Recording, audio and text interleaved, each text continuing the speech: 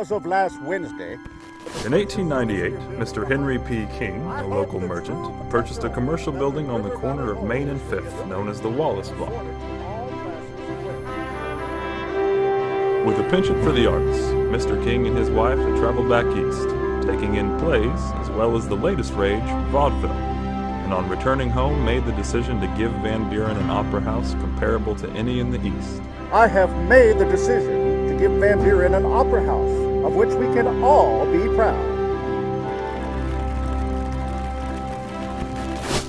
Now, Mr. King. King's plan was to completely convert the old building by constructing a 3-story stage structure, complete with balcony seating, an orchestra pit, and 4 private opera boxes. Colonel King announces his arrangement to open the Opera House this Friday.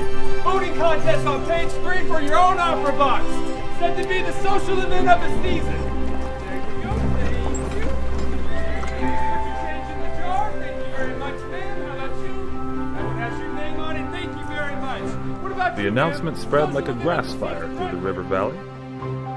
In preparation for the opening event, local dressmakers and tailors worked feverishly to create the latest and fashionable gowns and evening apparel in order to transform the common folk into proper ladies and gentlemen. Some families even dipping into their savings jars to outfit their children for the occasion. After all, this wasn't just some 3-penny sideshow.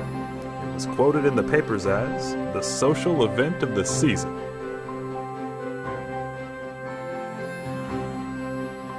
Mr. King even inaugurated a voting contest, in which the lady receiving the most votes would have at her disposal one of the prized Opera House boxes.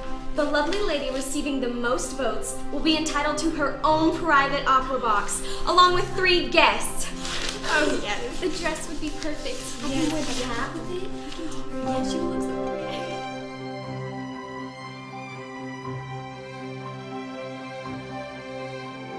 Ballots were sold for 1 cent each at various locations around Van Buren. Voting places were established at Kerr's Drug Store, Ingberg's Store, and O'Kane's Bostic & Sons.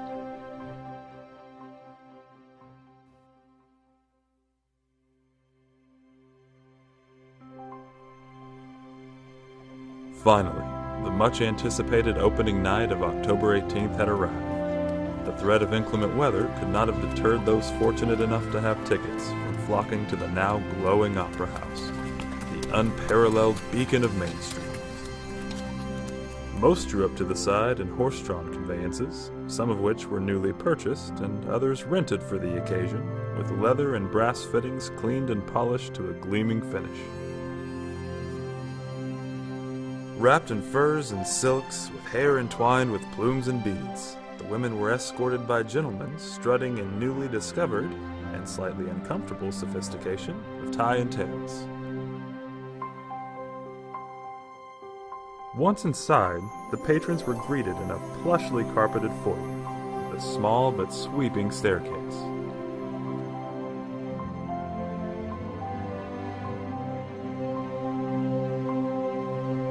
As guests entered the theater, they were surrounded by glistening crystal chandeliers, modern fixtures, and heavy draperies. No detail had been left unturned, including a masterfully painted drop curtain depicting a pastoral scene of the Swiss countryside.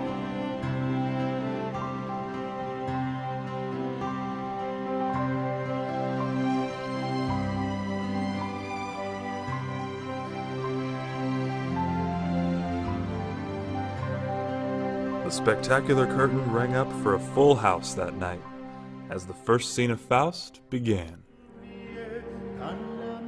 The gallery was packed full of eager residents who had come from miles around to catch their first glimpse of the newly opened Opera House.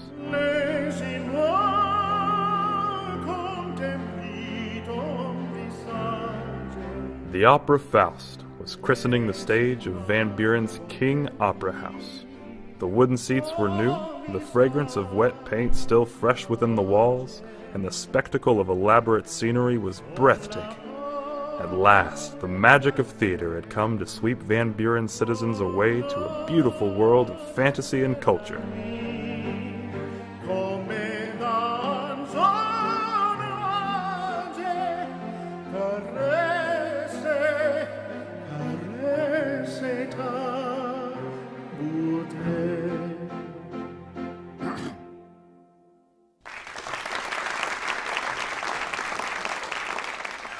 drama and farce, vaudeville and circus acts, and of course political rallies would always draw a crowd with its cultural hub.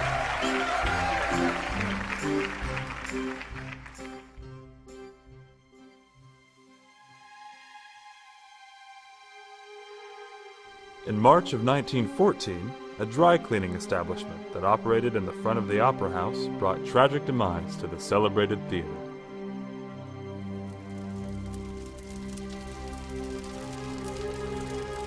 The fire didn't gut the building, but caused enough damage to force its closure for massive repairs.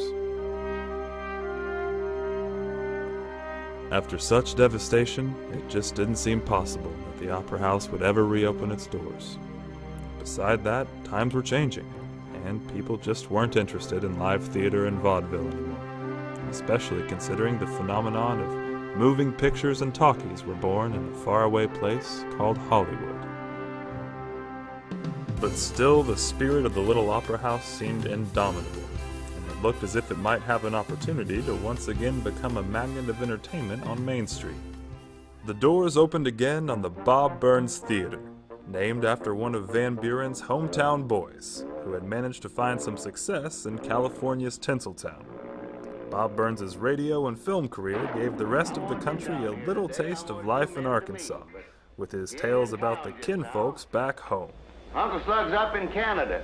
He read a big sign that said, "Drink Canada dry," and he went up to see if he could do it. Bazooka Bob was always accompanied by his handmade musical instrument, called a bazooka, which soon became the name of the commonly known military anti-tank weapon. Today, the restored King Opera House retains the charm of a bygone era.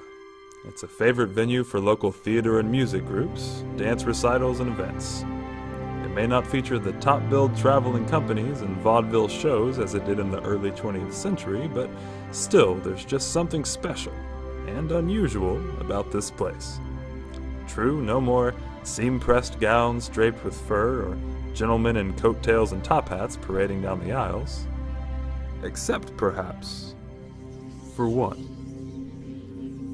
Many visitors of King's historical opera house have claimed to have seen a mysterious figure lurking in the shadows of the theater.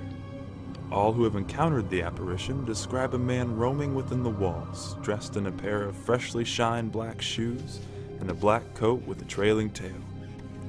After numerous sightings, the only explanation for the figure is that it is the ghost of an actor who was murdered just down the road at the train depot in 1903. The legend follows that the young actor had fallen in love with the beautiful young daughter of the local physician, Dr. W.L. Parchman. Dr. Parchman highly disapproved of his daughter's infatuation with the dashing Tolson.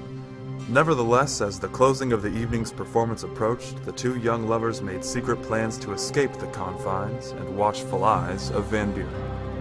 Now everyone knows that it's hard to keep a secret in a little town like this, so when word reached Dr. Parchman of his daughter's intentions, he became infuriated and rushed out the door to stop them from boarding the morning train, lest he never see his daughter again.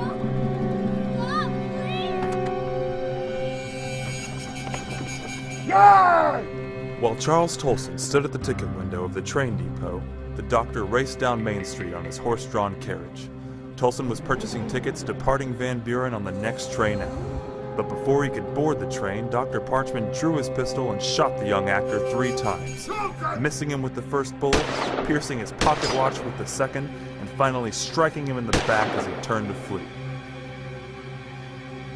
Knowing the King Opera House was the last theater in which the young man had performed, some believe that his ghost still resides there, roaming the hallways of the dressing rooms and the stage where he spent the last moments of his life. Of course, there are the naysayers who refuse to believe in such tales. They scoff at the idea that this spirit, tormented by the acquittal of his cold-blooded murderer and robbed of the embrace of his true love, would reside in the opera house, searching among the audience members for just one more look at the face of the beautiful young girl his restless heart so passionately desires.